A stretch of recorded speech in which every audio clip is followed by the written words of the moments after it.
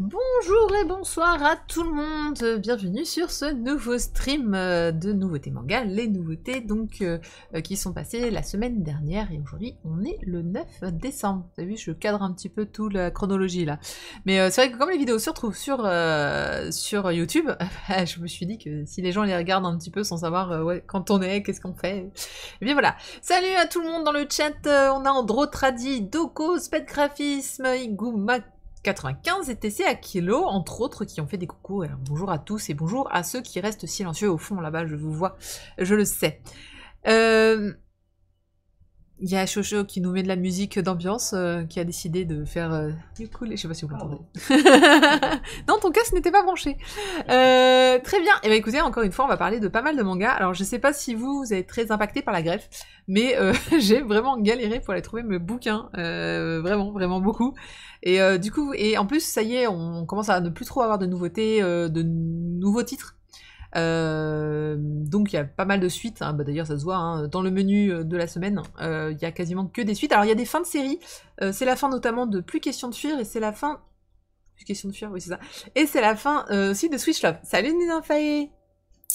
Et ben commençons très bien avec notre première série qui est grand événement, la nouvelle série de Masashi Kishimoto, Samurai 8, les tomes 1 et 2 qui sont sortis en même temps.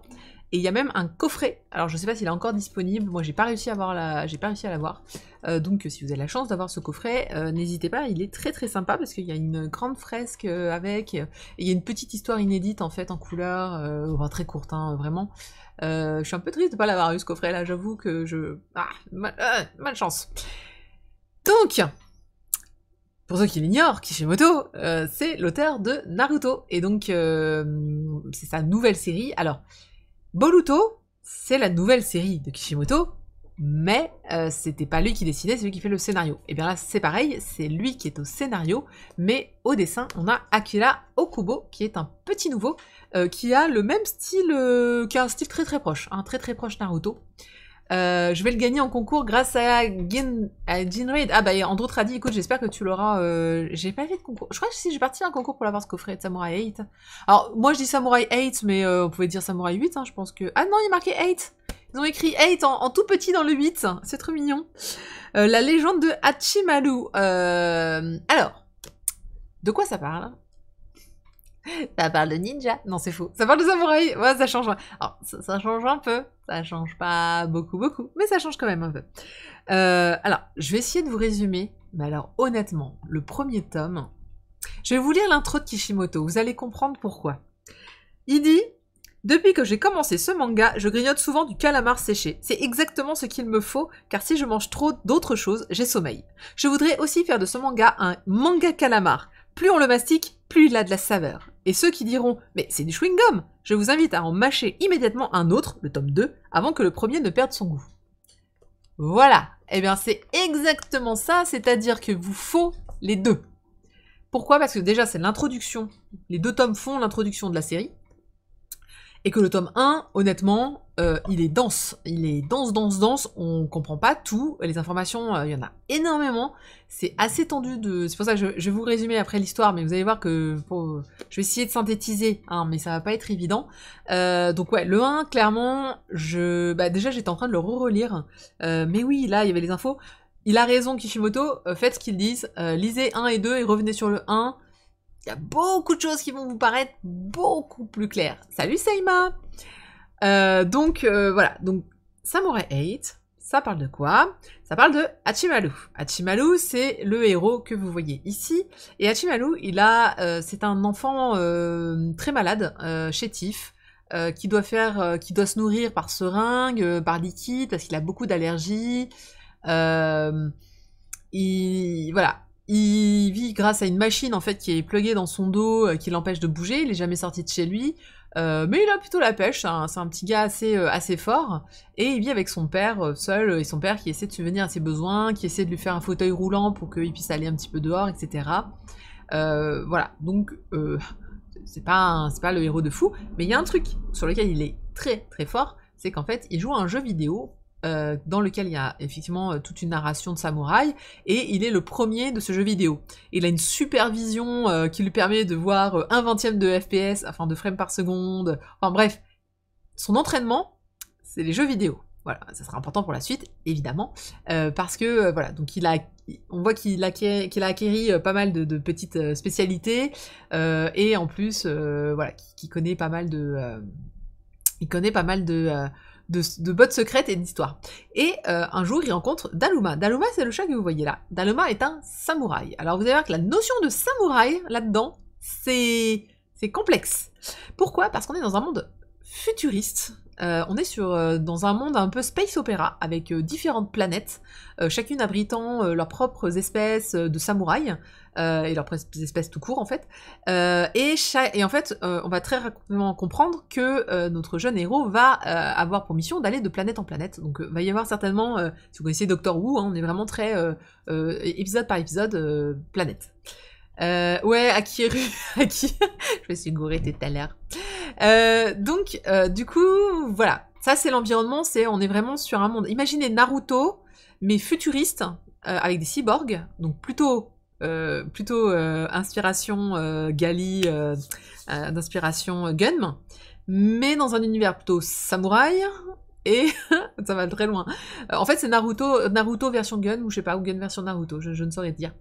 Donc c'est très très bizarre. L'esthétique, il est très intéressant, je le trouve très très chouette. L'esthétique de ce manga, il est assez dingue. Il est incompréhensible, mais dingue. Cher Akira Okubo, mets des trames, on comprendra mieux tes dessins si tu me mets un tout petit peu de nuance entre ton blanc et ton blanc. Parce que il fait myriade de détails blancs. C'est compliqué à lire. Et donc, Daluma, donc ce samouraï, va rencontrer notre jeune héros par hasard. On comprend que Daluma est un samouraï qui recherche une histoire de clés. Et en fait, on découvre que ces clés sont d'autres samouraïs. Pourquoi? Parce que les samouraïs sont forcément des cyborgs. Et en fait, ils peuvent s'ouvrir en deux. Et c'est une sorte de... Bah, c'est pas une sorte, c'est leur colonne vertébrale et leur essence de vie, et ce sont des clés. Et donc du coup, ils cherchent des samouraïs très particuliers qui peuvent ouvrir une boîte de Pandore, qui servira à sauver la galaxie. Rien que ça. Évidemment, vous l'avez compris, notre jeune héros n'est pas encore samouraï, mais dans le tome 1, en fait, va en devenir un, et comment on devient samouraï? Eh bien, il faut une grosse bouboule, qui s'appelle... Je vous avais dit, les informations, c'est très dense, alors attention, il faut une grosse boule, qui s'appelle la Locker Ball, et il faut mourir. Youhou. Voilà, hein, voilà. On comprendra mieux ce qui se trame, Seima. Ah, elle est bonne. Mais Seima, à chaque fois, il nous fait des super blagues. Je sais pas comment.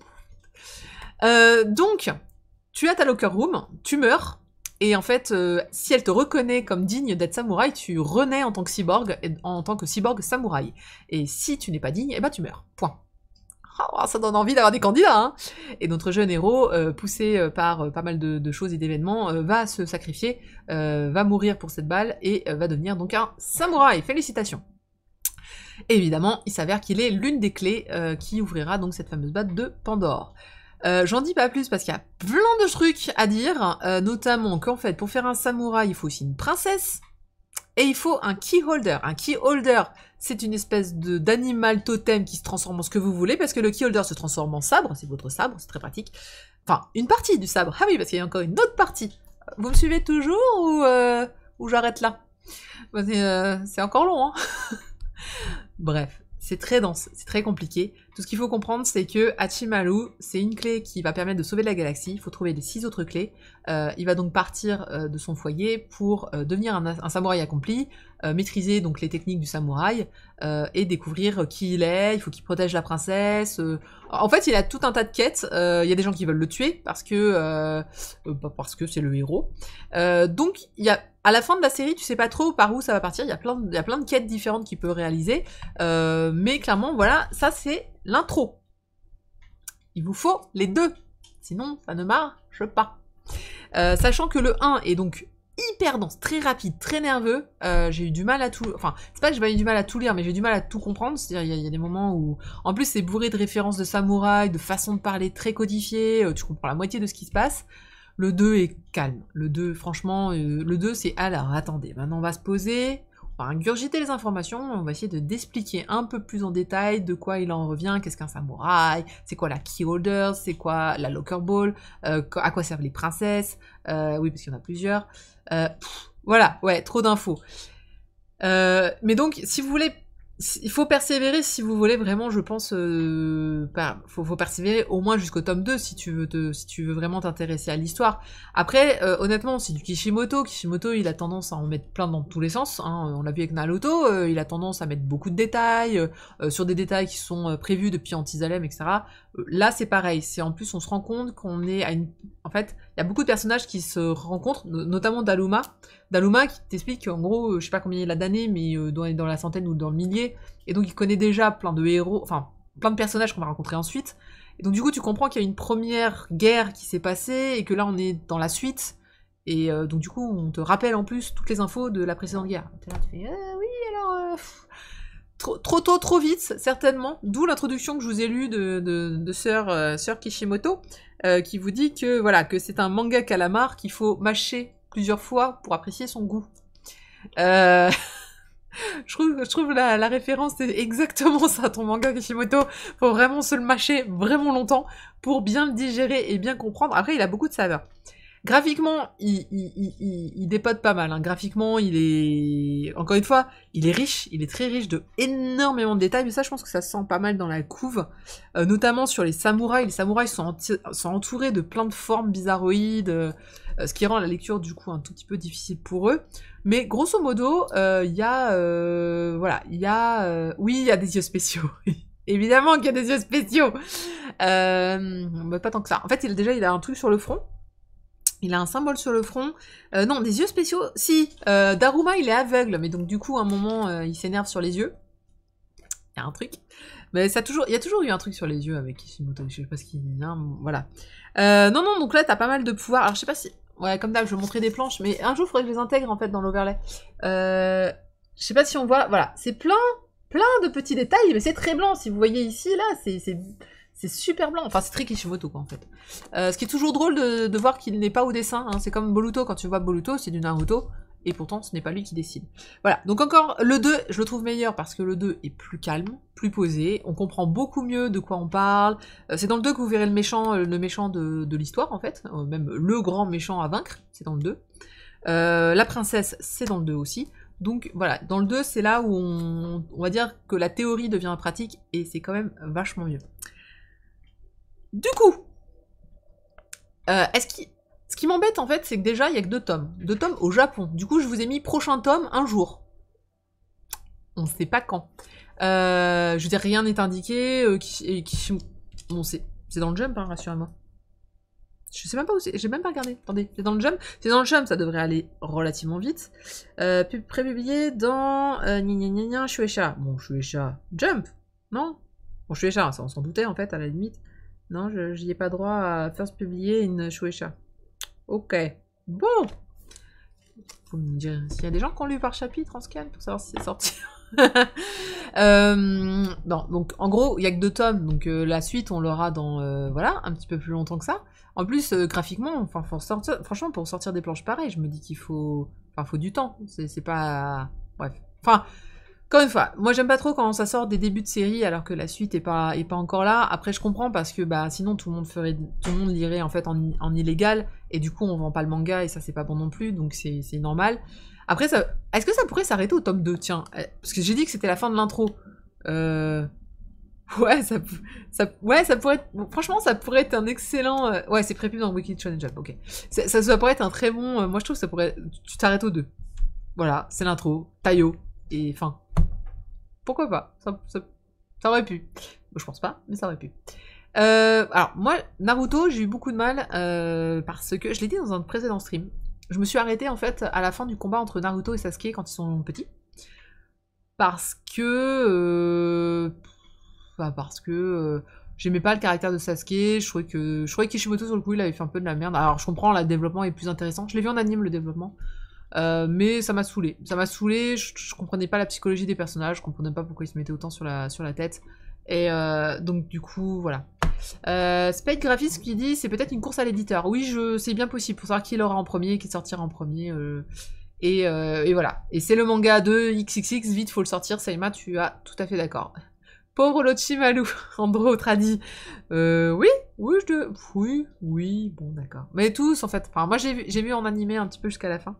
Je le suivais sur, je sais plus quelle chaîne qui sortait en simultrad. Ouais, c'est ça, non, en simulcast. On dit simulcast, du coup, pour les animés. Je crois que c'était J1. Enfin, bref. Autant vous dire que, voilà, Naruto, c'était pas ma cam. Là, est-ce que c'est un Naruto-like? Bon, bah, on retrouve le jeune héros, pimpant, blond, encore une fois. D'ailleurs, c'est précisé pourquoi il est blond, celui-là. Il y a une raison. Et moi, au début, quand je l'ai commencé, j'ai dit « Oh là là, c'est Naruto-like à mort ». En fait, carrément, l'univers est quand même... Attends, l'univers, il nous fait un space opéra, samouraï bushido. Bon, non, c'est pas Naruto, mais même si... On va dire l'esprit. L'esprit est Naruto, l'esprit...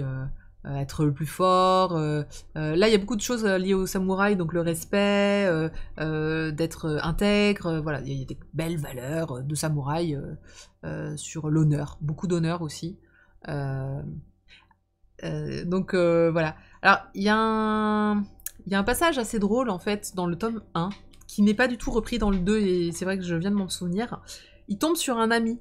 Il tombe dans le 1, à un moment, sur un appartement avec une personne qui est le numéro 2 du jeu vidéo dont je parlais tout à l'heure. Lui, il est numéro 1, et il tombe sur le numéro 2 par hasard, dès qu'il devient samouraï et qu'il peut enfin bouger, il fonce se promener dans la ville parce qu'il l'a jamais fait, et il tombe sur ce garçon qui... alors, je dis cette personne, pourquoi? Parce que donc c'est un grand joueur, et il n'a jamais parlé en 8 ans à personne. Il est resté enfermé chez lui.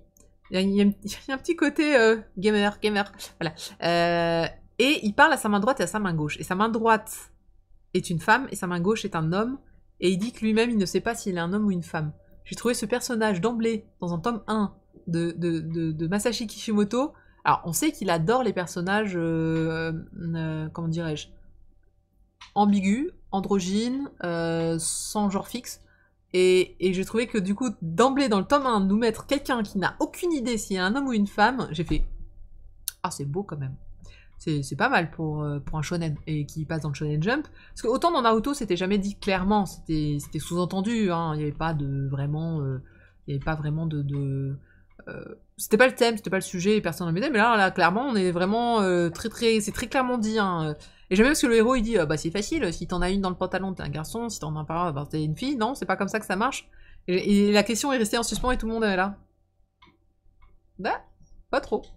Alors, donc ce personnage, on le revoit pas dans le tome 2, mais en fait, le héros lui donne le goût et l'envie de devenir, de sortir et de devenir un super Bushi.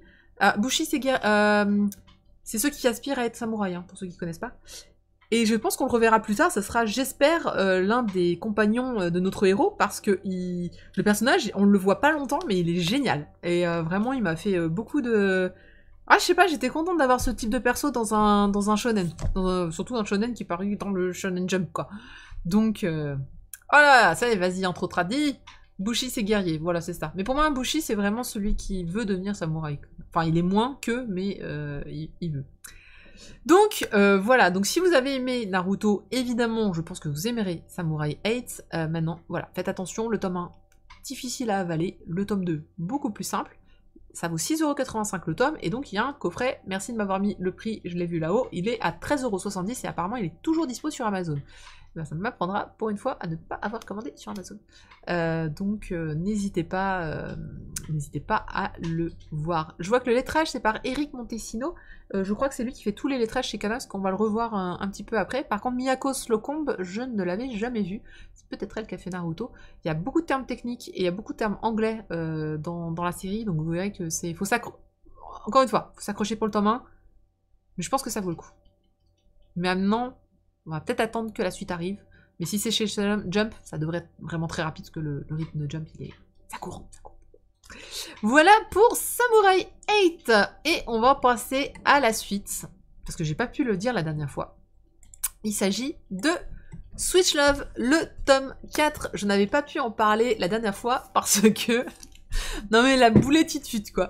Parce que... Alors attendez, que je me souvienne bien, j'en avais pas parlé, parce que le tome 4 n'était pas arrivé. J'avais pas réussi. Non, j'avais fait toutes les librairies. J'étais allée au Renard Doré, il l'avait pas. Ensuite, j'avais dû y aller à la Fnac le dimanche, il l'avait pas non plus. Et donc, du coup, j'ai dû le commander. Parce qu'il y avait plus qu'Amazon, du coup, pour me l'avoir. Et j'ai réussi à le commander 2 fois. Donc, je l'ai réussi en double. Alors j'avais dit je ferais peut-être un concours, mais en fait non, vous savez quoi, je vais vous faire une hotte de Père Noël. Donc je vais faire une jolie hotte avec d'autres cadeaux et on se fera une soirée spéciale autour de Noël pour tout gagner et faire une soirée spéciale. Allez, on distribue les cadeaux, on fait des giveaways, etc., etc. Donc restez bien connectés lors des streams de manga parce qu'on se fera une soirée de Noël, enfin une soirée, on se fera un stream de Noël un peu sympa. Et du coup, il y aura le tome 4. Alors, je verrai si j'achète pas la série entière quand même pour faire un joli giveaway. Et je voulais vous parler donc de Switch Love. Pourquoi? Parce que déjà c'est la fin. Et je pense que c'est sympa de parler des premières séries. C'est sympa aussi de parler des séries qui se terminent pour ceux qui achètent. Ça m'arrive aussi d'acheter des séries que quand elles sont terminées. Ça permet de les lire d'un coup. Et parfois j'achète le tome 1. Salut Bénard! J'achète le tome 1, j'oublie, et ensuite je vois que la fin est sortie, donc du coup je me rachète tout.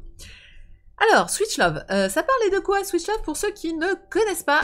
C'est un manga donc chez Delcourt Tonkam, et ça parle en fait dans un monde comme le nôtre, hein, voilà, le monde normal, avec des humains, on va dire ça comme ça. Et en fait, il y a une autorégulation de la population, c'est très pratique. Dès qu'il n'y a plus assez de femmes, certains hommes deviennent des femmes, naturellement, génétiquement, c'est très pratique.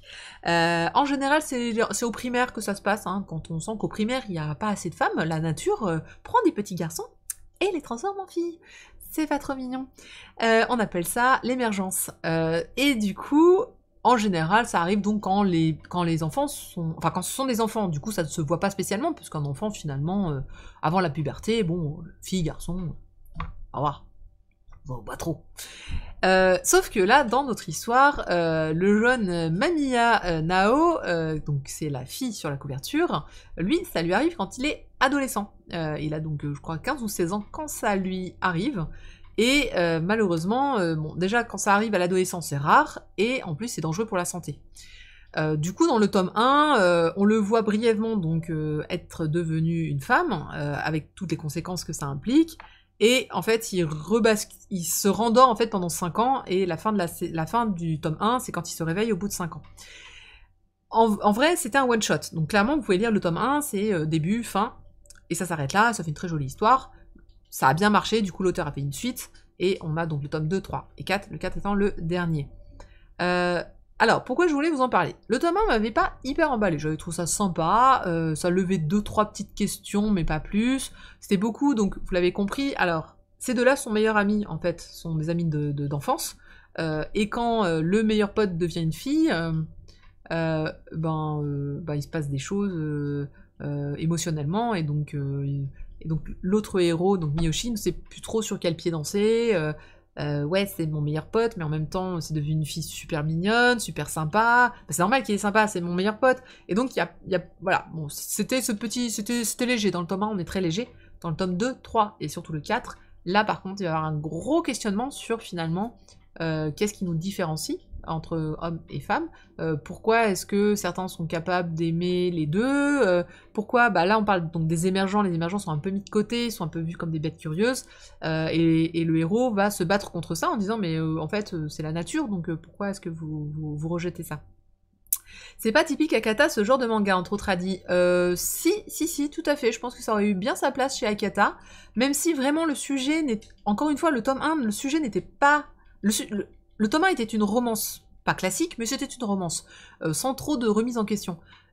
C'est la suite, en fait, qui vraiment pose... je pense que Akane, l'autrice, du coup, a dû se dire « Ah bah, j'ai toute la liberté d'explorer ce thème, et ben du coup, je vais me lâcher, et c'est pour ça que c'est dans les tomes suivants seulement qu'on aura vraiment plus d'informations et plus de choses et de thèmes vraiment sur qu'est-ce qui fait qu'on aime ou pas une personne et pourquoi est-ce qu'on s'intéresse forcément à son sexe, est-ce que c'est une femme ou est-ce que c'est un homme, et donc c'est là où vraiment on est clairement sur qu'est-ce que t'as dans le pantalon et est-ce que ça m'intéresse.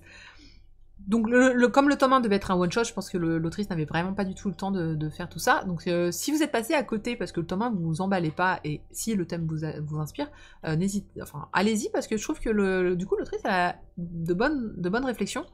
Alors, moi, j'ai une lecture un peu différente de ce manga parce que moi, je suis bisexuelle. Donc, en fait, moi, homme ou femme, hommes, femmes, divers et variés, j'en ai strictement rien à faire. C'est pas quelque chose qui m'intéresse. Désolée.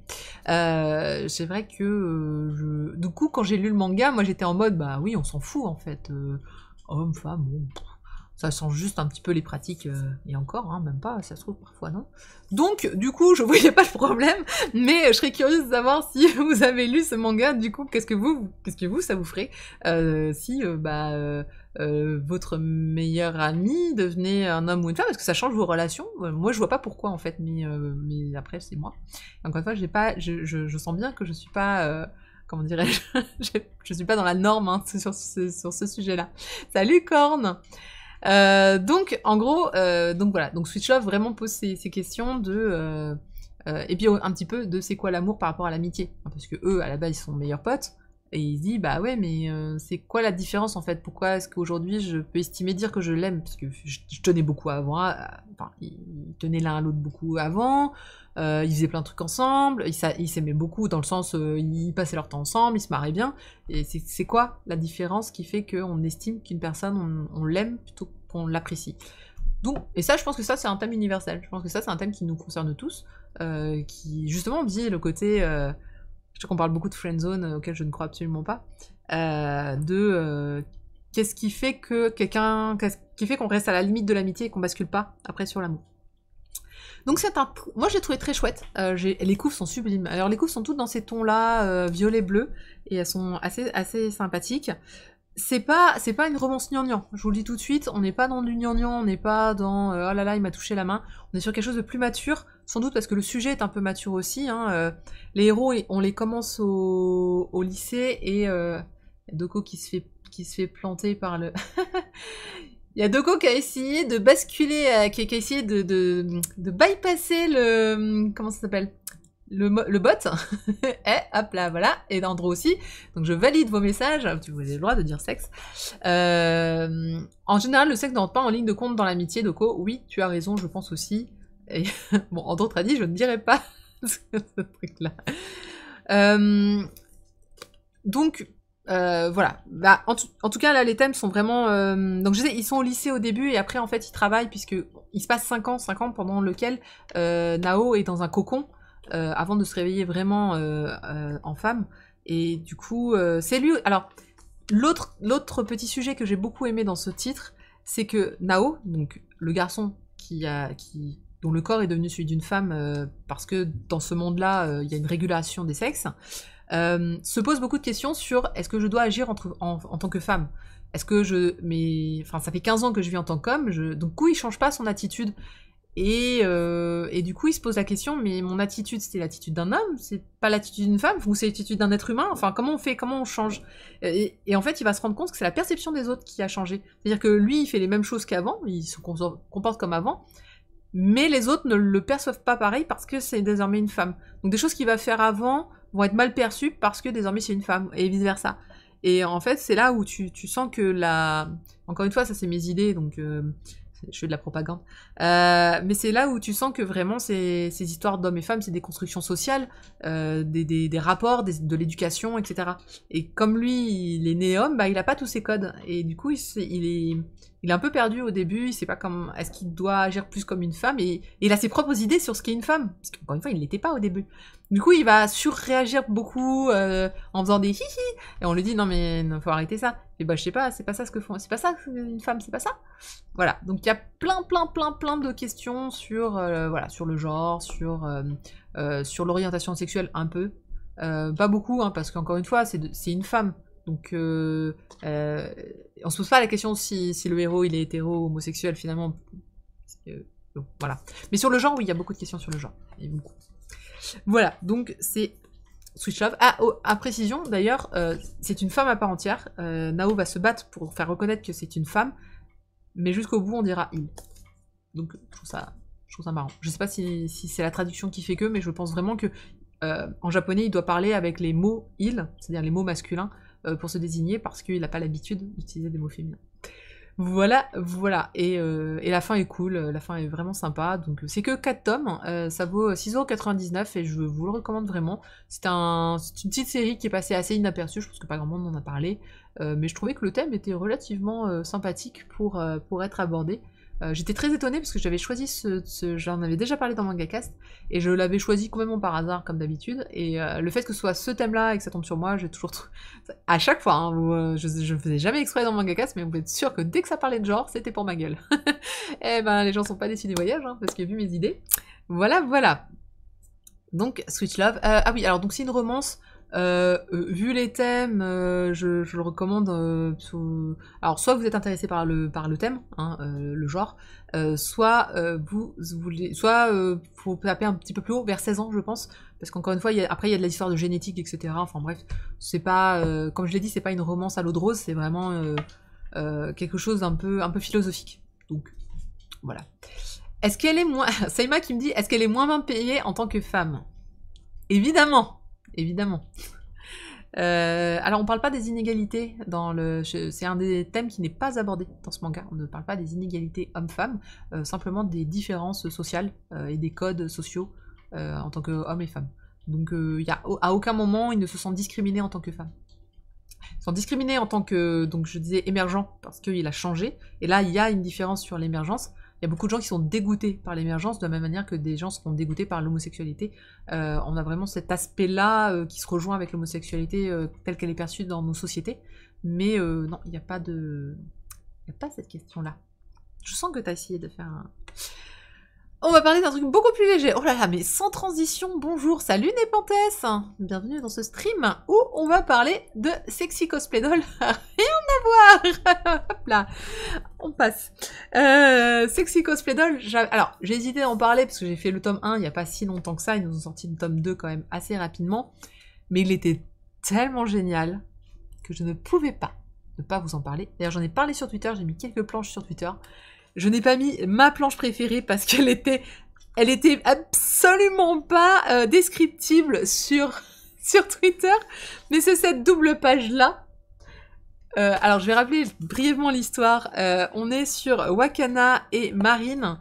Ils sont dans le même lycée. Ils sont dans le même lycée. Elle, c'est la star du lycée. Elle est belle, elle est gentille, elle est mignonne, elle se laisse pas faire. Elle est la fille que tout le monde voudrait être. C'est une héroïne à 100%.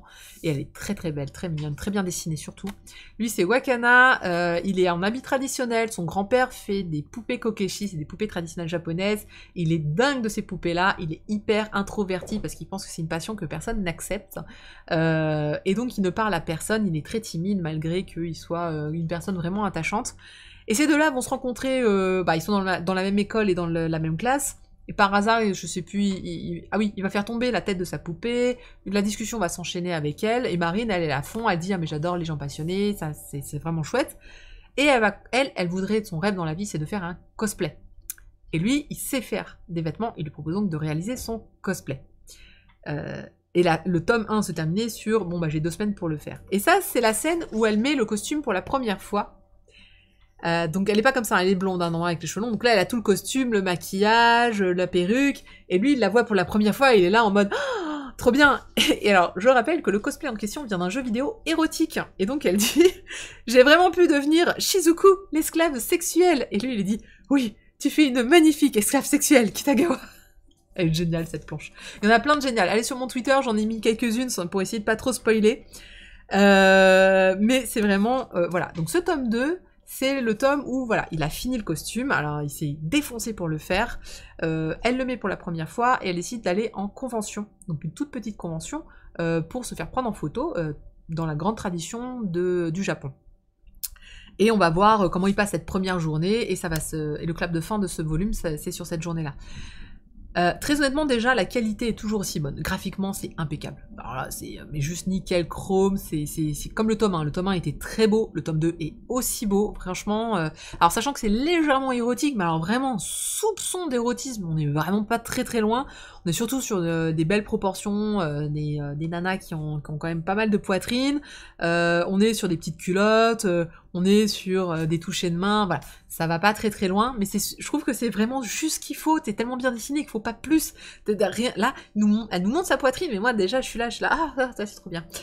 Donc, franchement, il est top en graphique, l'histoire s'enchaîne super bien, c'est fluide, c'est intéressant, les têtes sont géniales, vraiment l'héroïne, elle te fait sourire, elle te met la joie aux lèvres. Hein, quand elle essaie son cosplay pour la première fois, elle est tellement excitée qu'elle n'arrive pas à rentrer dans le personnage. Donc son personnage, c'est celui qu'on voit là chez Shizuku, qui est un personnage d'esclave sexuel, pris, renfermé. Et elle est là, mais c'est trop bien, c'est génial. Et donc elle fait des têtes pas possibles, voilà, qui sont un peu incompatibles avec avec ça.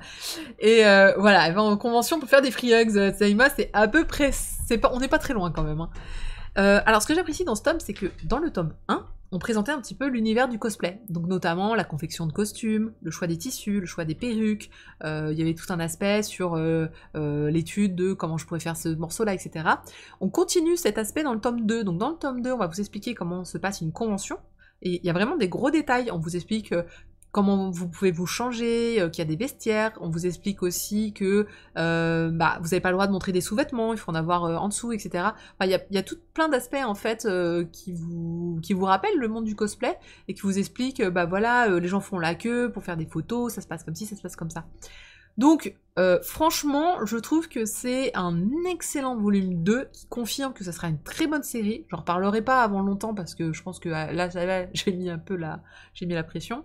Et puis encore une fois, j'avais pas beaucoup de titres en fait qui étaient sortis cette semaine. Et de toute façon, le tome 3 n'est pas annoncé par Kana encore, donc je ne sais pas quand est-ce qu'il va sortir, sachant que c'est toujours 4 tomes en cours. Honnêtement, Nepenthes, je pense que la suite tiendra vraiment le même niveau. Si tu me fais un tome 1 excellent et un tome 2 aussi bon, je pense qu'il va tenir la longueur, hein, vraiment. Je n'écoute pas, mais je sens que vous aimez pas trop les free huggers. Alors j'avoue, je ne les aime. Enfin, ça dépend. Au début, j'aimais bien. Maintenant, j'ai un peu de mal. En convention, j'ai tendance à les éviter un tout petit peu, mais souvent parce que ce sont des garçons qui n'ont aucune notion de free hug, en fait. C'est plutôt un pose hug. Et ça, j'aime pas. Donc, mais si vous êtes une jeune fille qui a des free hugs, en général, moi, j'y vais. Je sais pas vous, mais voilà. Donc, voilà. Donc, on a des scènes. Alors, j'adore, c'est la scène où elle doit enlever son costume et elle est là en mode ah, ça fait trop du bien. Toutes les filles peuvent can relate. Le retirage de soutien-gorge en général, ça marche très très bien. Mais voilà, c'est pour ça que je disais c'était Choupinours. Regardez-moi la petite tête qu'elle vous fait. Est-ce que c'est pas la plus mignonne des petites têtes des trop mignonnes? Franchement, j'adore. Oui, Freex à la Japan Expo plein de transpiration. Alors, elle explique le côté transpiration. Ça aussi, c'est un côté très réaliste du cosplay. En convention, si t'as un costume, tu transpires de fou. Hein. Il fait une chaleur torride avec un costume où souvent t'as des tissus un peu... Enfin, c'est tendu hein, de faire du cosplay. Et trust me, j'en ai déjà fait. Hein. Alors, Andrew a dit ah mais oui, non, c'est un rouge. elle est chaude Katengeek aujourd'hui ou quoi. Non, je suis toujours comme ça. D'ailleurs, c'est pour ça que je ne chronique pas de hentai d'ailleurs en général, parce que sinon, on va vite y passer, on va vite y passer l'heure, hein, parce que moi je pourrais en parler tout le temps. Voilà. Donc, Sexy Cosplay Doll, moi je vous le recommande, c'est vraiment une série pour l'instant très sympa. Alors je vous avais dit, regardez, c'est encore Eric Montesinos qui fait l'édition, donc je pense que c'est vraiment le monsieur édition de chez Kana. Qui fait un boulot pas trop mal. Il y a eu des efforts sur les polices. Après, chez Kana, ils font ce que je n'aime pas. Ils effacent pas les polices pour les remplacer par les polices japonaises. Donc ils laissent la police japonaise et à côté tu as la police française. Mais ils font l'effort de ne pas juste mettre le mot en mode traduit, je te fous le mot et c'est tout. Là, on a en plus une police. En fait, c'est comme si vous aviez deux onomatopées. L'onomatopée japonaise et l'onomatopée française, qui est travaillée, mine de rien. Genre, il y a un Boeing, un moment en japonais avec des petits cœurs, ils ont remis une police Boeing avec des petits cœurs. Donc je trouve que le soin du détail, c'est toujours important, même si, encore une fois, j'aurais préféré qu'ils me retirent complètement les polices japonaises. Alors, il y a des pages très... Il y a des moments un peu Doki Doki, il y a quand même des moments, c'est le héros qui est en train de, qui a du mal, qui est en train de pleurer parce qu'il se sent pas à la hauteur. Je rappelle que le héros a un grand problème de confiance en lui, donc j'espère qu'on va vraiment explorer cette partie-là, je trouve ça intéressant Ouais, je trouve ça vraiment intéressant qui a un héros fragile. Ouais, fragile c'est le mot parce qu'il est très introverti et il a pas confiance en lui, et au contraire de l'héroïne. Et donc du coup j'aime bien quand on me montre des héros qui ont des faiblesses, parce que j'en ai marre d'avoir des héros virils, que tout réussit, etc. Dans la vie réelle, tous les garçons sont pas comme ça, donc j'aime bien qu'il y ait un peu de variété dans mes personnages. Et donc Sped Graphis qui dit encore heureux qu'ils fassent cet effort d'édition. Bah, ils le font pas tous, parce que moi, il y a beaucoup de mangas où je suis vraiment déçue par la qualité de l'édition. Quand on me met juste la petite trad dans le côté ou avec une étoile, genre t'as le Boeing japonais avec la petite étoile, et puis en tout, il y a marqué, genre en dehors de la case, Boeing en bas à droite. Ouais, c'est ni faire ni à faire, hein, vraiment. Voilà. Mais bon, Kana en général, font du bon taf. D'ailleurs, le prochain tome est encore un Kana. Alors, vous n'allez pas être déçus du voyage. C'est Bloom Into You. Alors, c'était une recommandation de la semaine dernière, parce que j'avais dit je sais pas trop de quoi je vais parler, parce qu'il y avait beaucoup de sorties, mais pas beaucoup de tome 1, et donc du coup j'étais obligée de faire des suites, et donc j'avais demandé quelles étaient les suites qui vous intéressaient, et c'était Bloom Into You, le tome 3, et donc oui, du coup ça me fait 3 titres Kana, du coup c'est un peu la soirée Kana spéciale. C'était quoi la semaine dernière? Il y avait, je sais plus qui c'est, la semaine dernière aussi j'avais, c'était toujours les mêmes. Un mec qui aime les poupées et la couture est fragile dans une société masculiniste, surprenant. Eh oui, eh oui. Je suis d'accord avec toi, Seima, c'était un peu facile ce raccourci-là. Mais c'est surtout... Alors, juste... Mais qui lit les onomatopées? Moi. Je rappelle que il est fragile parce qu'il a eu une blessure dans l'enfance, parce que justement on s'est moqué de lui parce qu'il aimait faire les poupées. Et que du coup ça l'a marqué, et que c'est pour ça qu'il n'a pas confiance en lui et qu'il n'a pas confiance en ce qu'il fait. C'est juste qu'il lui manque la fierté d'avoir une passion qui est effectivement hors norme, mais c'est une passion comme une autre. Hop, j'ai mon chat qui est en train de déconner. Viens ici. Voilà. Donc, Bloom Into You, j'ai l'impression que c'est très apprécié. N'hésitez pas à mettre des cœurs si vous aimez Bloom Into You. Ça me rassurerait parce que moi, je ne l'aime pas beaucoup. Je vais me faire jeter des... Non, jetez pas de tomates. Bon, alors, Bloom Into You, si vous ne connaissez pas, c'est l'histoire donc de Nanami et Koito. Donc Nanami, c'est celle de droite, et Koito est ici. Alors, je sais plus comment elles s'appellent par leur prénom, du coup j'étais un peu perdue. Sinon c'est Toko et Yu, mais bon, ça va peut-être pas vous aider si je dis ça. Ce sont deux jeunes filles, il y en a l'une qui est en première année de lycée, la deuxième est en deuxième année ou troisième, j'ai un petit doute. Elles sont ensemble en fait dans le comité des élèves. C'est le comité en fait, vous savez, qui gère un peu la vie étudiante dans le lycée. Voilà. Et en fait, comment elle s'appelle? Du coup, c'est... Je vais y arriver. Nanami, Toko Nanami, qui tombe amoureuse en fait de Yu et qui va lui dire bah sois ma petite amie. L'autre va refuser, mais elle va accepter quand même d'avoir une relation avec elle pour se rapprocher, tout en expliquant qu'elle ne comprend rien à l'amour et que c'est pour ça qu'elle refuse en fait d'être sa petite amie. C'est pour dire bah oui mais je ne suis pas amoureuse de toi et je ne sais pas ce que c'est d'être amoureuse et je suis pas sûre de savoir un jour ce que c'est. Donc je tiens à toi, donc je pense que je vais t'aider dans ta quête, mais mais voilà. Donc c'est une situation un peu bizarre et ambiguë qui continue entre le tome 1 et le tome 3.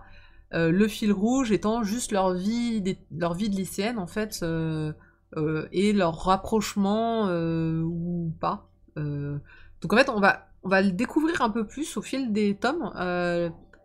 On va découvrir finalement leur personnalité, leurs secrets, leur passé. Nanami par exemple a un passé un peu douloureux avec une sœur qui a disparu. On n'en connaît pas encore trop sur Yu, mais voilà, elle a pas un comportement typique puisqu'elle reste très froide et elle s'explique pas. Elle s'explique pas pourquoi elle est pas amoureuse en fait. Elle s'explique pas pourquoi l'amour ne l'intéresse pas. Alors il n'y a pas du tout d'aromantisme dans cette série. Je pense pas que ce soit ça le thème. Je pense surtout qu'on comprend bien que Yu a quand même des sentiments. C'est juste que elle les entend pas, elle les reconnaît pas. Mais voilà. Bon, il y a un peu le sujet de l'aromantisme. L'aromantisme c'est quand vous bah si non parce que l'aromantisme c'est la relation amoureuse, je crois, si je me trompe pas. C'est quand il y en a pas. En fait, c'est quand on apprécie les gens, mais voilà. Donc oui, Saïma, tu as raison, il y a une grosse question sur la quête d'identité. Et là aussi, il y a une question sur quelle est la différence entre l'amitié et l'amour. Qu'est-ce qui change entre je t'apprécie en tant que personne et je t'aime en tant que personne aussi, tu me diras. Mais je trouve que c'est... Alors, c'est pas que je l'aime pas, je le trouve chouette. Alors déjà, je trouve qu'il ressemble beaucoup à un titre que moi j'adore, qui s'appelle Sasameki Koto, qui est sorti chez Clair de Lune. Je ne sais pas si c'est toujours disponible, c'est en 8 tomes. Et on retrouve vraiment ce même univers et cette même lenteur de cheminement. Qui fait que... Oui, je dis lenteur, même si c'est un de mes titres préférés. Oui, il y a un personnage romantique, on le voit, c'est le jeune homme qui a tout découvert. Mais donc, Blow Me To You, ce que j'ai... Salut Iguma. Ce que j'ai du mal, en fait, c'est que, ouais, ça avance pas très très vite, il n'y a pas vraiment de fil rouge. Leur relation, elle avance très très très mollement, voire elle avance pas, on est plutôt... on découvre un peu plus qui ils sont, etc. Mais voilà, c'est pas... je trouve pas ça folichon. Après, je trouve que... Je trouve qu'il y a des belles scènes quand même, c'est-à-dire que j'aime beaucoup You, je trouve qu'il y a des belles scènes la concernant, et c'est pour ça que peut-être elle me déçoit un petit peu, parce que elle accepte des choses, elle en refuse d'autres, et t'as envie de lui dire bien sûr que t'es amoureuse. C'est pas aussi simple, c'est pas aussi facile, mais c'est vrai que voilà, je pense que c'est juste que ça m'énerve un peu que ça avance pas tant que ça. En tout cas, Bloom Into You, je trouve ça bien que ça existe, c'est-à-dire que je suis contente que Kana nous sorte du shoujo-ai. C'est-à-dire des romances entre filles. D'autant que par contre dans ce tome-là, il y a un nouveau couple qui arrive, un autre couple de femmes. Il s'agit d'un de leurs profs qui est en couple avec une nana qui tient un café. Et j'ai trouvé que c'est... Bon, évidemment, ça commence à faire too much. Tu fais, bon, bah, il y en a déjà un, deux, mais il y a... J'adore comment dans les shoujo-ai, bizarrement, tout le monde... tout le monde... et tout le monde est homosexuel.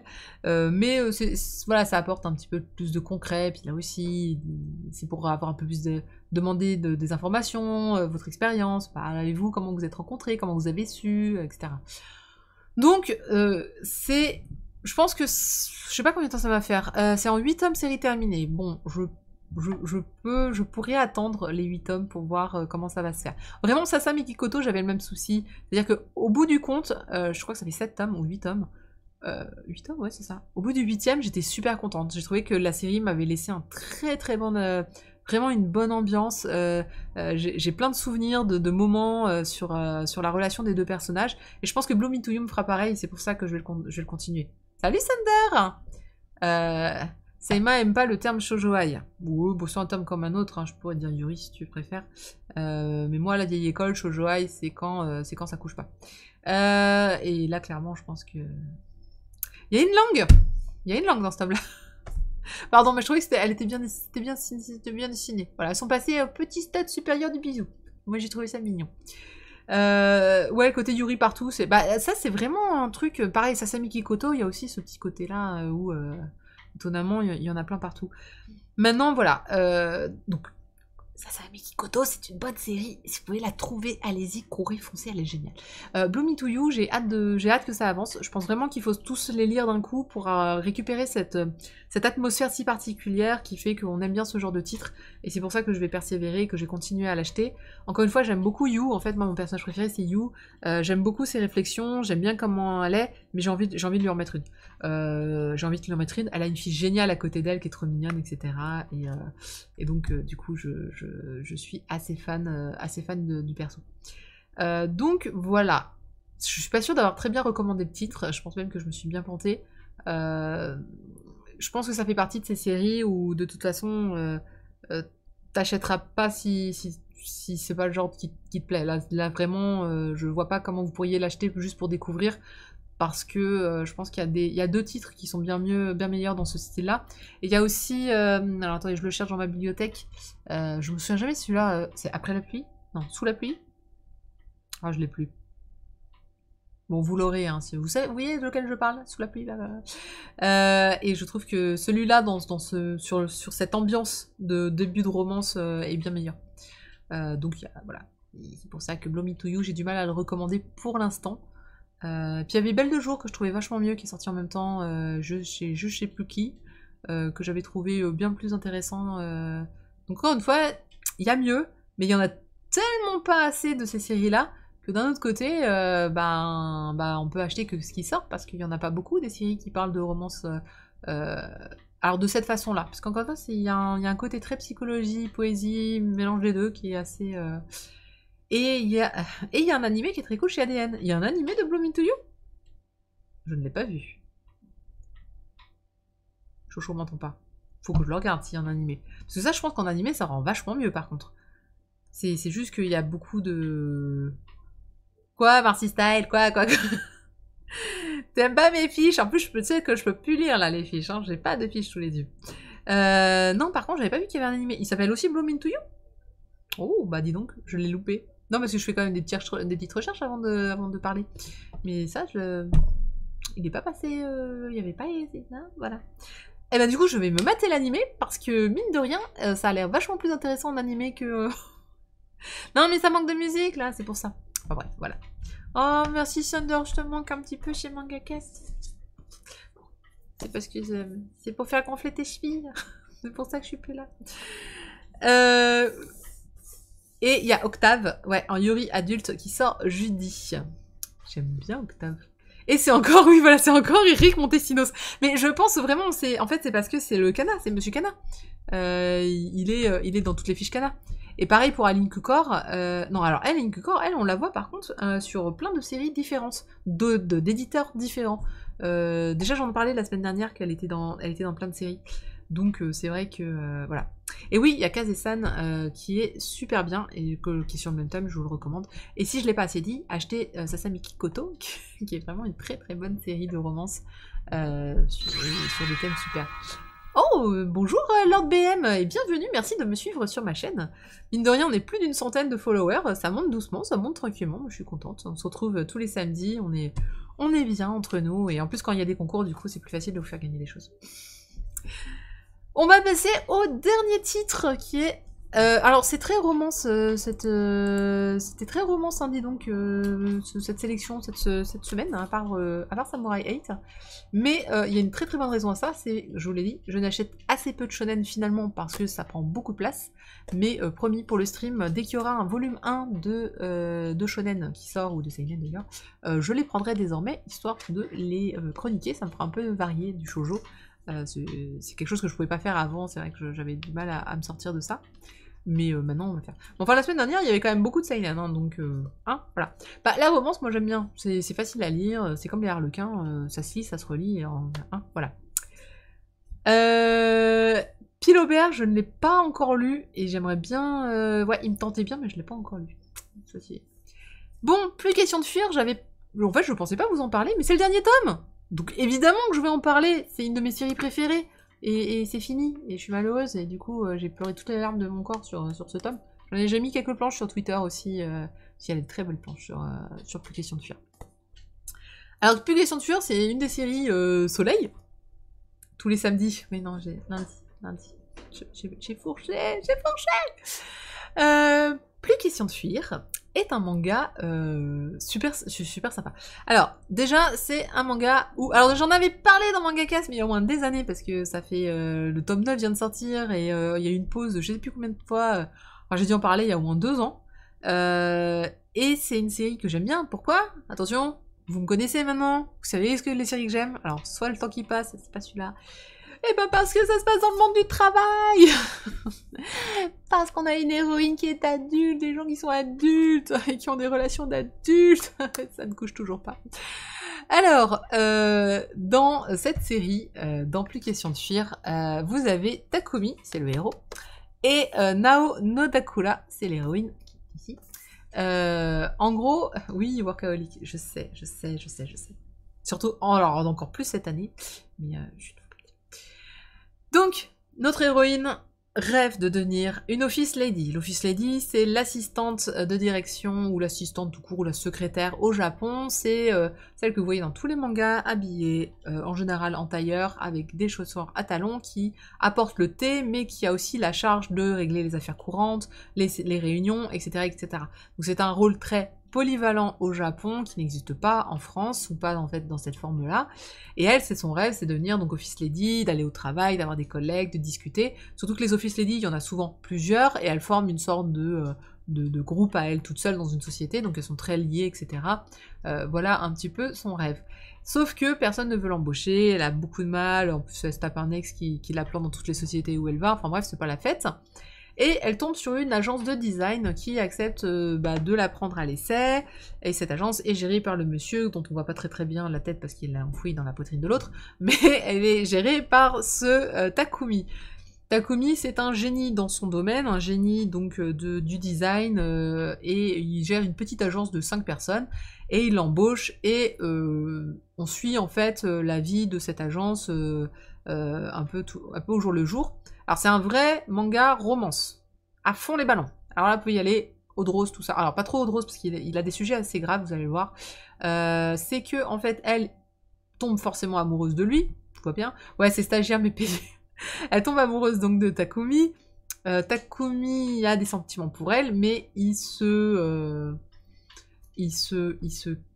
comment dirais-je, il se matche pas. Il se matche pas parce que lui, il a tout un passé qu'il n'arrive pas à passer, à abattre, voilà.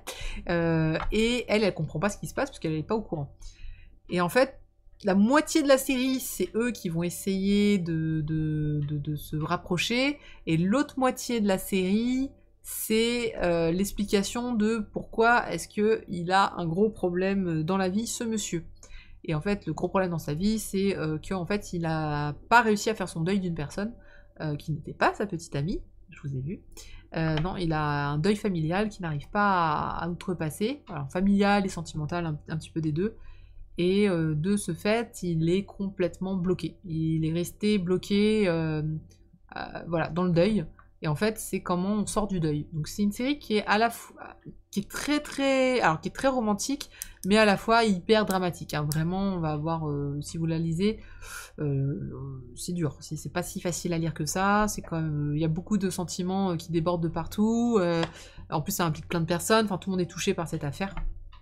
Donc voilà un petit peu bonne ambiance encore une fois, mais c'est assez cool, enfin moi je l'ai trouvé très intéressant parce que le début t'es vraiment très très vite pris sur la romance entre les deux persos. T'es là, tu fais ah c'est cool, c'est une chouette histoire de romance. En plus la fille elle en veut, elle a la niaque, lui il est grand, beau, mystérieux. Le graphisme est très particulier. L'autrice elle a un style de dessin hyper brouillon, assez fun. Moi j'aime beaucoup, alors pareil, allez sur Twitter, j'ai mis pas mal de planches, elle dessine les cheveux en bataille comme personne, et ouais, elle est très titrée, il y en a partout, et moi j'aime beaucoup ce côté fouillis, j'ai beaucoup aimé lire ce titre, et la deuxième partie, quand on est plus dans le deuil et dans les sentiments, dans le pourquoi du comment, et pourquoi ça devient difficile pour tout le monde, bah là c'est très psychologie, alors ça c'est vraiment un grand classique des séries, c'est un peu comme Switch Love en fait, on va rentrer dans de la psychologie, parce que c'est le propre en fait des romances qui s'adressent aux femmes adultes, puisque c'est vraiment le public visé dans ce manga-là.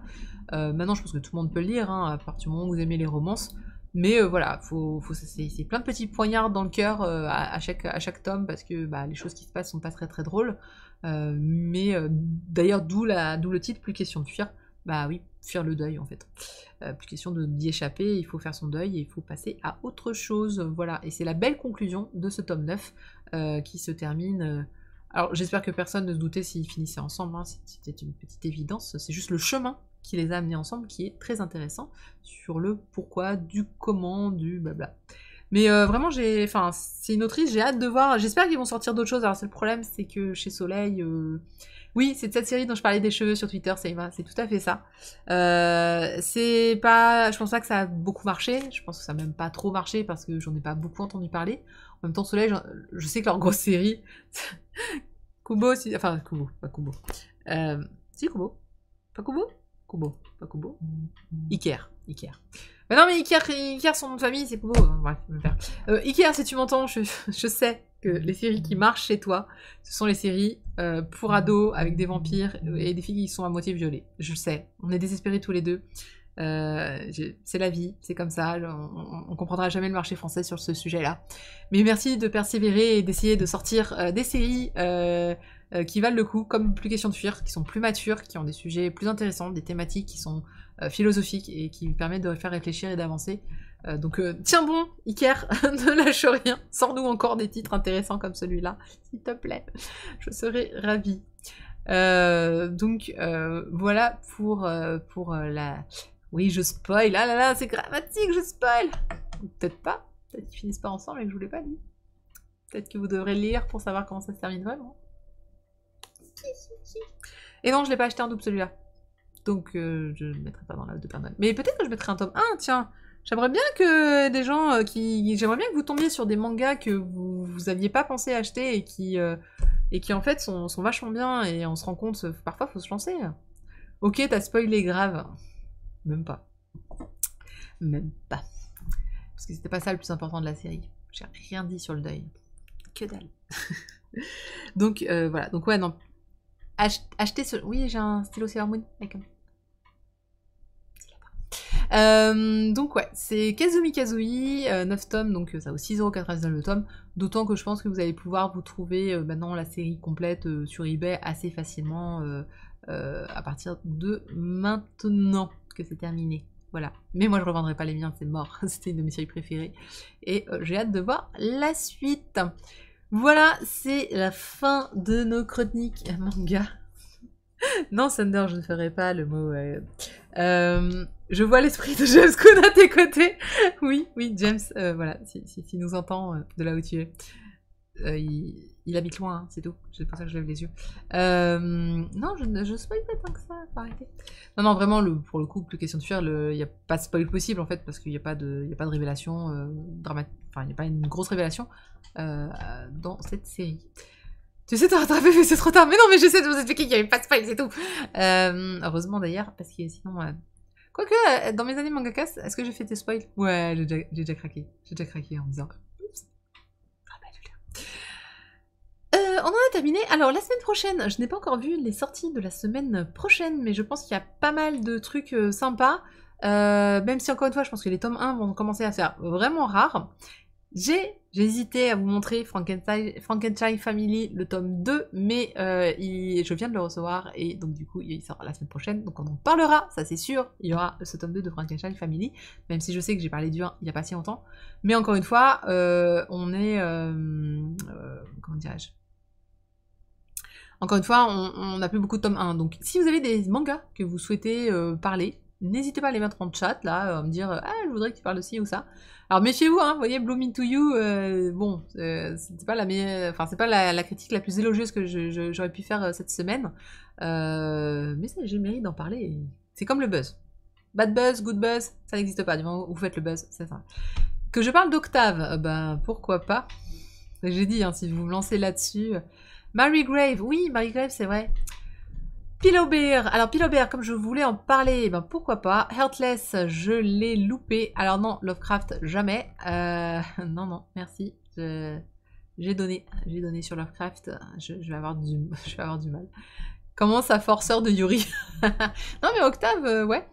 Perfect World. Ah bah Maëlle, LFC. Écoute Maëlle, vu que c'est probablement la première fois que je t'entends parler, eh bien écoute, Perfect World, je veux bien vous en parler là si vous voulez. On va sortir des mouchoirs, hein, on va... tiens, est-ce que je pourrais vous sortir la série qui m'a fait le plus... Oh. Quoi, Perfect World était pas mal quand même. Ah, c'est Sablier. C'est Sablier chez Kana. Celui-là, il fait mal. Il fait méchamment mal. Oui, ah non, si, j'ai d'autres séries aussi. Underwater. Ah là là. Mais je l'ai prêté. Donc du coup, j'ai eu du mal à en parler. Enfin bref, donc si vous avez d'autres tomes qui vont sortir la semaine prochaine, n'hésitez pas à me les mettre. Mais je regarderai quand même un petit peu les autres. Voir, on s'était dit, tiens, est-ce qu'on ferait pas une émission de Noël avec les titres finis, les séries peut-être à mettre sous le sapin. Je vous ai parlé de Sasami Kikoto ou comment ça se passe? Non. D'accord. Je sais jamais. Oui, je sais, Clair de Lune n'existe plus, je sais même pas si c'est encore... je sais même pas si c'est encore pris. Donc, ok, très bien. Bon, bah, je prends vos recos, et puis, bah, on se dit donc à la semaine prochaine. Alors, il n'y aura pas le... Alors, je sais pas encore, mais normalement, il n'y a pas le stream jeudi prochain, et ni le jeudi suivant. Je vais les décaler potentiellement au vendredi ou à mercredi, je ne sais pas encore. Pour les découvertes de jeux vidéo. Pourquoi? Parce que j'enchaîne toutes les soirées de Noël de ma boîte. Et il y en a plusieurs. Donc du coup, je suis obligée d'y aller et ils font ça les jeudis. J'ai bien choisi mon jour de stream, moi dis donc. Donc du coup, bah, on se retrouvera, je disais, mercredi ou vendredi pour une découverte de jeux vidéo. On a parlé de plein de jeux, je ne sais pas encore de quoi on va parler. C'est quoi mon taf? Mon taf, je change tous les ans, mais là en ce moment, je suis chef de projet IT. Voilà. Et donc du coup, j'ai beaucoup de travail en ce moment, et je suis un peu noyée, floudée je suis très malheureuse. Il y aura probablement pas de soirée interview ce mois-ci. Je voulais le faire, j'avais déjà les invités, mais avec Noël, je me dis que ça va être vraiment très compliqué. Donc du coup, ça reprendra en janvier, c'est bien parce que j'ai pu tester avec Chato le format, et donc du coup, je reprendrai en janvier, et j'ai déjà un petit planning de prévu sur qui, quoi, quand. Spade, faut qu'on se reparle, si jamais t'es pas parti encore. Et donc j'ai ma liste d'invités, j'ai déjà contacté pas mal de monde, et tout le monde a répondu positivement. Je suis hyper flattée. Je suis vraiment une toute petite chaîne pour l'instant, et j'ai déjà plein de gens qui sont intéressés pour venir parler. Et même si je leur dis, mais je vous préviens, ça peut durer longtemps, hein, Chato, ça a duré 3 heures. On parlait, on discutait, c'était sympa, on jouait, on mangeait, c'était cool. Et on dit, ah ouais, mais c'est super comme format, et donc ça nous tend très bien. Donc voilà.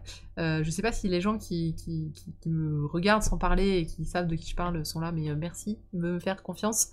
J'ai aussi commencé quelques éditeurs qui veulent bosser avec moi, donc ça c'est plein de bonnes nouvelles, donc merci encore de suivre la chaîne.